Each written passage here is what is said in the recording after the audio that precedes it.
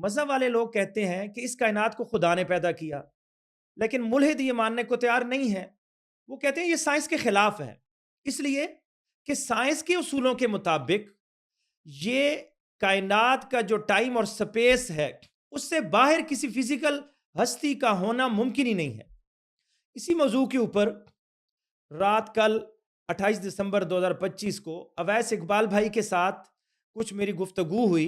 گفتگو کا میں نے سوچا کہ کچھ خلاصہ آپ کے سامنے رکھ دوں۔ مفتی شمائل بھائی نے یہ چیز تو واضح کر دی تھی کہ آپ کسی میٹر کو یعنی کسی مادے کو ڈیٹیکٹ کرنا چاہیں تو مختلف مادوں کے لیے مختلف آلات ہوتے ہیں۔ میٹل کو ڈیٹیکٹ کرنے کے لیے جو آلہ ہوگا اس سے آپ پلاسٹک کو ڈیٹیکٹ نہیں کر سکتے۔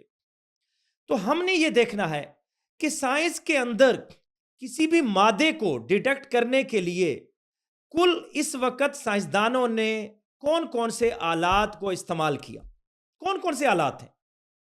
تو اس وقت یاد رکھ لیں جدید سائنس میں دو بڑے آلات پائے جاتے ہیں، ٹولز پائے جاتے ہیں جس سے مادے کو ڈیٹیکٹ کیا گیا ہے، سائنسدانوں نے ڈیٹیکٹ کیا ہے۔ اور وہ کون سے؟ پہلا آلہ اس کو حواس خمسہ کہتے ہیں۔ حواس خمسہ سے سائنسدان کسی چیز کو، مادے کو، میٹر کو وہ ڈیٹیکٹ کرتے ہیں۔ اور دوسری چیز کہ جو چیز حواس خمسہ سے ہمیں نہیں پتہ چلتی یا ویسے دیکھنا چاہتے ہیں تو اس کے لیے سائنسدان ریزننگ اس کو استعمال کرتے ہیں، منطق کو۔ اس کو میں ایک مثال سے سمجھاتا ہوں۔ میں کمرے میں بیٹھا ہوں، باہر بارش ہو رہی ہے۔ اب بارش کو میں نے ڈیٹیکٹ کرنا ہے تو اس کے لیے میں حواس خمسہ سے، آنکھ سے، کھڑکی سے دیکھوں گا بارش ہو رہی ہے۔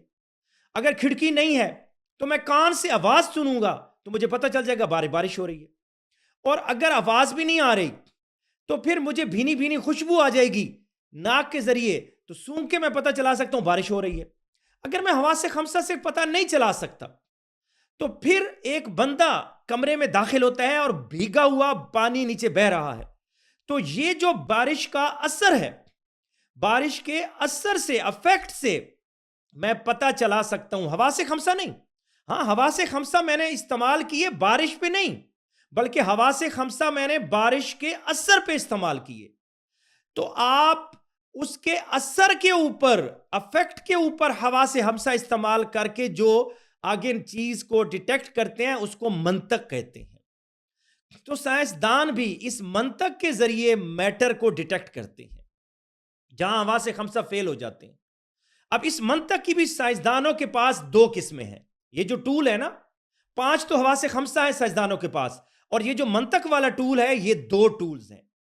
وہ 2 کون سے ہیں؟ جو بڑے ہمارے کہکشاں ہیں، ستارے ہیں، بڑے اجسام ہیں، ان کے لیے وہ general theory of relativity Einstein کی اس کو یوز کرتے ہیں۔ اور جو ہمارے چھوٹے اٹامک لیول کی چیزیں ہیں، الیکٹرانز وغیرہ ہیں، ان کے لیے وہ کوانٹم میکینکس کے ٹولز کو یوز کرتے ہیں سائنسدان۔ تو منطق میں یہ 2 چیزیں یوز کرتے ہیں۔ کل کتنے ٹول ہو گئے؟ 7۔ 5 حواس خمسہ اور 2 یہ منطق والے، یعنی جنرل تھیوری آف ریلیٹیوٹی اور دوسرا quantum mechanics. General theory of relativity کے ذریعے بڑے اجسام کی، کوانٹم میکینکس کے ذریعے چھوٹے اجسام کی ریزننگ کرتے ہیں۔ اب میں آپ سے یہ پوچھنا چاہتا ہوں کہ سائنسدانوں نے پوری دنیا کا جو میٹر ہے اس کے لیے زیادہ تر کون سے ٹول استعمال کیے؟ حواس خمسہ نہیں استعمال کیے۔ پورے دنیا کا جو میٹر ہے اس کا 68% وہ ڈارک انرجی ہے اور 27% ڈارک میٹر ہے، اور یہ ٹوٹل ملا کے 95% ہے۔ اس 95% کو آپ حواس خمسہ سے نہیں دیکھ سکتے، سائنسدانوں نے نہیں دیکھا۔ ہبل ٹیلیسکوپ سے بھی وہ ان چیزوں کو نہیں دیکھ سکتے، حواس خمسہ سے ہوئی ممکن ہی نہیں ہے۔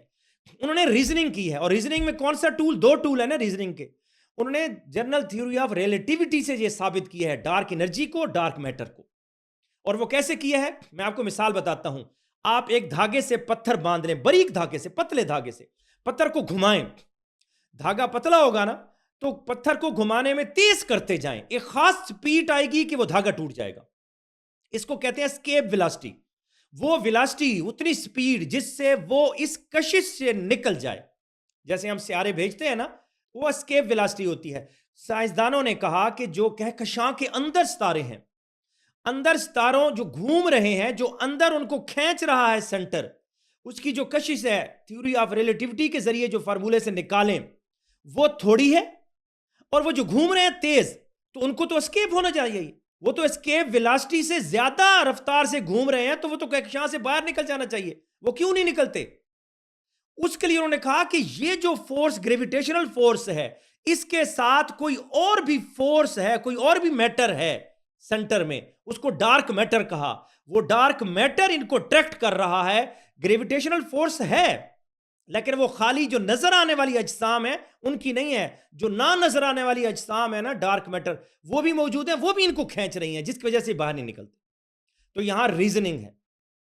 اور دوسری جو ڈارک انرجی ہے 68%، وہ یہ ہے کہ ایک کہکشاں وہ اس کے الٹ ہے، وہ ایک گریویٹیشنل کو ایڈ کر رہی ہے نا اس کے اندر، وہ گریویٹیشنل کے الٹ ہے کہ ایک کہکشاں اور دوسری کہکشاں وہ آپس میں دور جا رہی ہیں، حالانکہ ان کو تو اٹریکٹ کرنا چاہیے، قریب آنا چاہیے، اس تھیوری کے تحت، جنرل تھیوری آف ریلیٹیوٹی کے تحت اکٹھا ہونا چاہیے، لیکن وہ دور جا رہی ہیں۔ اس پہ انہوں نے کہا کہ یہاں پہ کوئی اور فورس ہے جو گریویٹیشنل کے خلاف ہے، وہ ان کو دور بھگا رہی ہے۔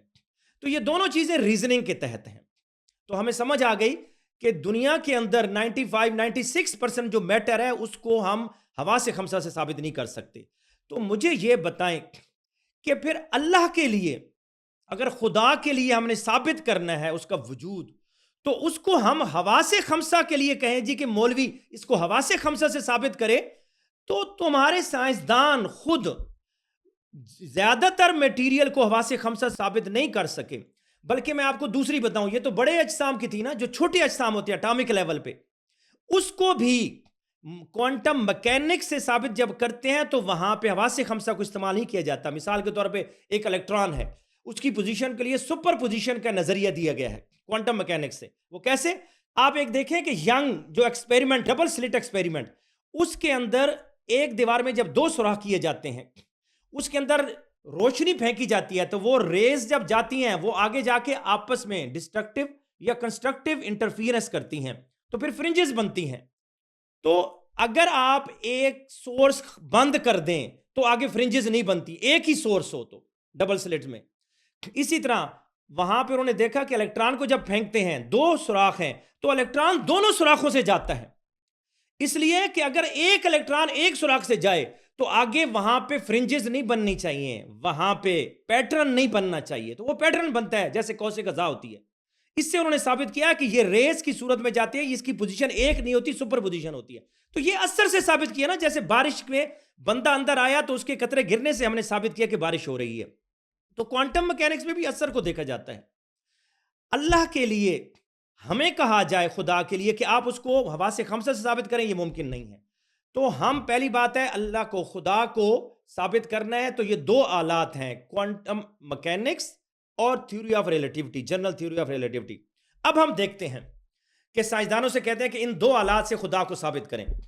اب وہ سائنسدان دیکھتے ہیں کہ اچھا خدا کدھر ہے، تو ہمیں پتہ چلتا ہے، ہمارے مذہب والوں کا نظریہ ہے کہ خدا کب تھا؟ بگ بینگ جو تھا اس سے پہلے ہے۔ تو بگ بینگ کے اندر کیا ہے سائنسدانوں کے ہاں؟ وہ کہتے ہیں یہ جتنی کائنات تھی، یہ ساری کی ساری پیچھے ایک نقطے پہ مرکوز تھی، پوائنٹ آف سنگولیرٹی جس کو کہا جاتا ہے۔ وہاں پہ ساری کی ساری کائنات کا مادہ ایک جگہ پہ تھا، اور اس کا حجم صفر کے قریب تھا، لمٹس اس کی ٹینڈز ٹو 0 تھا۔ اب جب حجم ٹینڈز ٹو 0 ہوتا ہے، اس کا مطلب ہے ڈینسٹی کیا ہوگی؟ میس بٹا والیوم۔ تو نیچے جب 0 آ جائے گا تو وہ ڈینسٹی انفینٹی ہو جاتی ہے۔ جب یہ انفینٹی ہوتی ہے تو وہاں پہ آپ کے یہ دونوں ٹولز، کیونکہ ہم نے جانا ہے اس بگ بینگ جب ہوا اس سے پیچھے، کیونکہ اللہ نے، ہمارے اللہ نے تو اسے پہلے تھے نا جس نے پیدا کیا اس کائنات کو، تو آپ کے یہ دونوں ٹولز وہاں نہیں جاتے، بلکہ اس سے پہلے ہی پلانک ٹائم ہے، وہ ہے 10⁻⁻43 سیکنڈ، اس تک آپ کے یہ ٹولز چلتے ہیں، اس سے پیچھے نہیں جا سکتے۔ تو آپ کے یہ ٹول وہاں پہ بھی فلاپ ہو جاتے ہیں، تو پیچھے جا کے وہ آپ کے یہ دو ٹولز اللہ کو یا اللہ کے وجود کو ڈیٹیکٹ کیسے کر سکتے ہیں؟ تو ہمارے پاس 7 ٹوٹل ٹولز تھے سائنسدانوں کے پاس، ان 7 میں سے حواس خمسہ کو بھی نہیں جا سکتے پیچھے، اور یہ 2 ٹولز بھی اس سے پیچھے نہیں جا سکتے۔ تو اس کا مطلب ہے یہ ڈیٹیکٹ ہو ہی نہیں سکتا، نہیں ہے۔ سائنسدان کے پاس ایک 8واں ٹول ہے، اور وہ کیا ہے؟ وہ ایوری تھیوری، جو اب پیش کیا۔ انہوں نے کہا یہ جو پوائنٹ آف سنگولیرٹی ہے نا، اس کے اوپر چونکہ ہمارے یہ دونوں مین ٹول جو سائنس کے پلر ہیں، دو پلر ہیں، کوانٹم میکینکس اور تھیوری آف جنرل تھیوری اور ریلیٹیوٹی، یہ ختم ہو جاتے ہیں نا، تو ہم نے کیا کرنا ہے، ایک نئی ایوری تھیوری دینی ہے جس میں ایسا فرمولہ ہو جس میں یہ دونوں فرمولے اکٹھے ہو جائیں۔ اس کے لیے انہوں نے سٹرنگ تھیوری اور ایم تھیوری دی۔ اس تھیوری کے مطابق اس سپیس سے ہٹ کے باہر بھی کوئی سپیس ہے، اس کا ٹائم ہے۔ جب تک ہم اس کو نہیں مانیں گے، یہ آپ کے دونوں ٹولز دنیا میں چل نہیں سکتے، کوانٹم میکینکس اور جنرل تھیوری آف ریلیٹیوٹی۔ وہ جو دوسری سپیس ہے اس پہ انہوں نے تھیوری میں کلیئر بتایا، ریزننگ میں، یعنی اسی ٹول میں ریزننگ میں، کہ ان کا ٹائم اور ہمارا ٹائم لازمی نہیں ہے ایک جیسا ہو، ریلیٹیو ٹائم ہے ان کا۔ اور یہ آئنسٹائن نے بھی ریلیٹیو ٹائم کا نظریہ دیا تھا نا، تو جیسے قرآن میں فرمایا اللہ نے کانا مقدارہ الف سنۃ مما تعدون، کہ جیسے تمہارے الف سنۃ تمہارے سال ہے نا، اس میں 1000 سال کے برابر وہاں سال ہوگا۔ اور دوسرا فرمایا 50 الف سنت، 50,000 سال کے برابر ہوگا۔ تو یہ اللہ نے پہلے ہی بتا دیا تھا کہ تمہارا جو ٹائم ہے اور دنیا میں کچھ اور جگہوں پہ ٹائم اور سپیس، وہ اس سے فرق بھی موجود ہے۔ سائنسدانوں نے آج آ کے دریافت کیا، آج آ کے اس کو بنایا۔ اس کا مطلب ہے کہ یہ جو چیز تھی، کہتے ہیں جی کہ اس ٹائم اور سپیس سے ہٹ کے کوئی فزیکل چیز ہو ہی نہیں سکتی، تو وہ میں نے اسی سائنس کے اصولوں سے، ٹولز سے، ایوری تھیوری، سٹرنگ تھیوری سے ثابت کر دیا کہ ہاں جی وہ چیز ممکن ہے۔ السلام علیکم ورحمۃ اللہ۔